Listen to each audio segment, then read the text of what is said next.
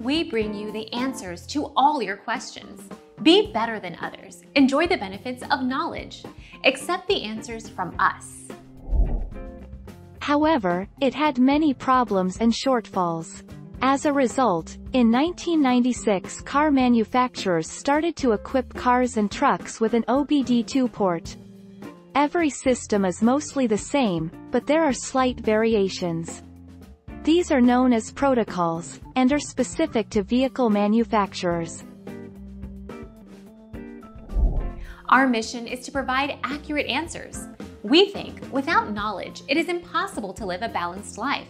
Be competent, be skillful. Thank you for watching. Don't forget to subscribe and hit the bell notification.